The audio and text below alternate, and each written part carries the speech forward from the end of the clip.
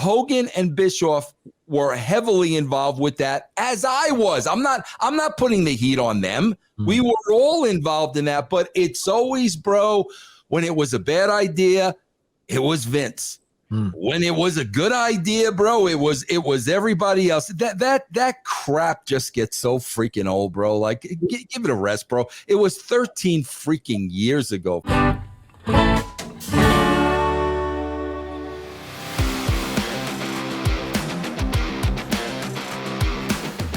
All right, ladies and gentlemen, you didn't bro. RVD has some comments about Vince Russo on the One of a Kind podcast. I had to say it. We did talk in TNA. He came to me one time and he told me he wanted to turn Jeff Hardy heel. And I thought that was the stupidest idea. That's dumb. I was like, me and Jeff are the top baby faces. We're rocking crowds. The fans are screaming for RVD and Jeff Hardy. I thought you wait till things are stagnant when you do that. Vince Russo, what say ye? Bro, first of all, I always listen, I have no beef whatsoever with RVD. I love RVD. I'm a fan of RVD. Never had an issue with RVD. I don't remember this conversation. I'm sure it took place. If he said it did, I don't remember. But bro, you know what I get so sick of sometimes? Everything's my fault. Okay, bro? This is when Bischoff and Hogan were with the company. So it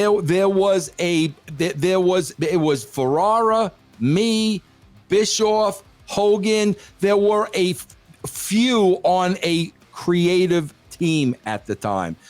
Bro, we did a big angle. That was a great angle because I even remember it was called 10-10-10. And on October 10th, 2010, something was going to happen. So first of all, Rob's talking about something that happened 13 freaking years ago. But I'm glad he said Jeff was into it. So okay, bro. Well, I'm sorry you had a problem with it, but the guy doing it was into it. But I mean, bro, that was we all agreed upon that. Eric, Hulk, me, Jeff. There were many, many conversations. It was a big angle. It paid off. It would have been really good. I don't know how long after that, bro, Jeff had that incident in the ring with Sting. Would you be able to tell me that, Chris? Because I don't know what happened after that. I feel it was pretty quick after that. That's what I'm saying, bro. So, like, obviously, when that situation happened with Jeff, well, now it's game over. Gotcha. I was at Victory Road 2011.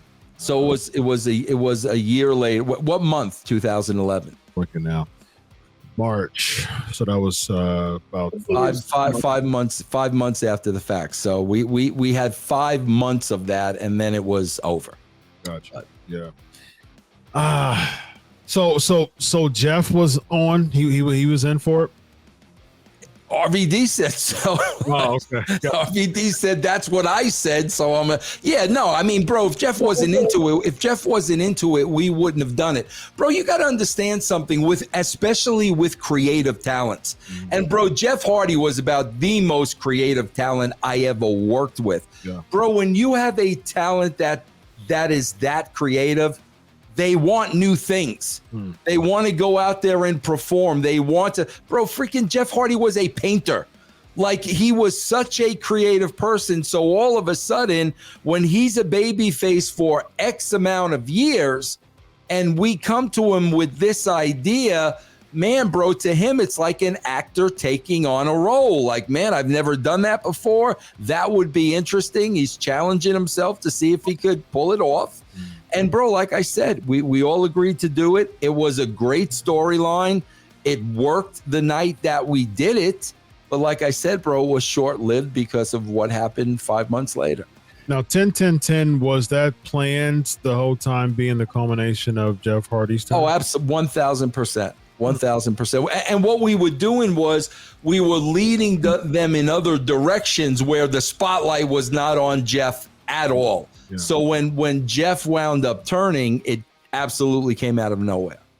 How was the reaction then? Because on the television, it was a bit flat. that Bound for Glory, because it became like the segment. It was like, if I'm not mistaken, it was what? It was Kurt, Jeff, and Anderson, right? I could not tell you. I think that was the match. And then Hogan came out, Jarrett came out, Bischoff came out, and it was just like a ring full of people. And then Jeff Hardy, because I forgot exactly what, I think somebody hit somebody with the guitar. I think Jeff Jarrett did. So Jeff Hardy won. And so like the fans, I remember watching TNA Weekly at that time, and the fans still was trying to figure out what to do with this, from a television standpoint. Now you were there, so you heard the crowds. From a television standpoint, the fans were still trying to figure this out, because Jeff Hardy just looked like, from a television on TV, he just looked like he was trying to fit in the role, but he just really didn't hone it in that well. And he had that just awfully ugly belt that I just couldn't resist. It was horrible. Chris, I swear you've got, like I said, bro, you've got some freaking memory, because that was 13 years ago. All I remember is 10-10-10. That's all I remember. How we did it, what happened afterwards. I wish I could tell you, bro. You remember anything from that, East? I vaguely remember Victory Road and actually buying it, and we were in developmental at the time for FCW, and just laughing about how horrible that ending was. Yeah, it was a triple threat. Yeah, it was Jeff Hardy, Angle, and Anderson was the main event for the Jeff Hardy, Angle, and who? Ken Anderson. Okay. Yeah. Why they call you an idiot? What did RVD? You're an idiot. Why would you have to? Because, bro, you got to understand, bro. When people want to get over, when people want to get over, and they're in the business, and they get asked the Vince Russo question, bro.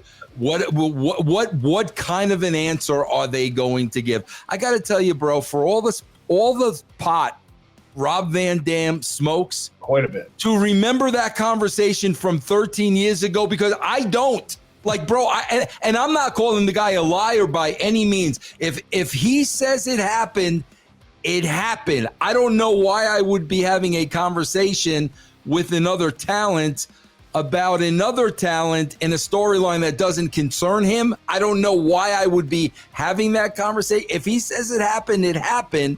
But it's you know, bro. So it's like, yeah, and bro, like, okay, Rob. So at the end of the day, that's your opinion, bro. Doesn't make it right. And like I said, it's just it's with me, bro. It's like I said, bro. Hogan and Bischoff were heavily involved with that, as I was. I'm not putting the heat on them. We were all involved in that, but it's always, bro, when it was a bad idea, it was Vince. When it was a good idea, bro, it was everybody else. That crap just gets so freaking old, bro. Like, give it a rest, bro. It was 13 freaking years ago, for crying out loud. You know how you have to handle your critics, right, Papa Vince? Just tell them to F off. Exactly. No, I know that when I'm promoting the big Exodus show here in Cleveland, August 12th, 2023, and the CYN Preface Seminar, August 11th, 2023. I'm just going to start the interviews with Vince Russo's an idiot. And yeah. Get me them clicks and that attention, please.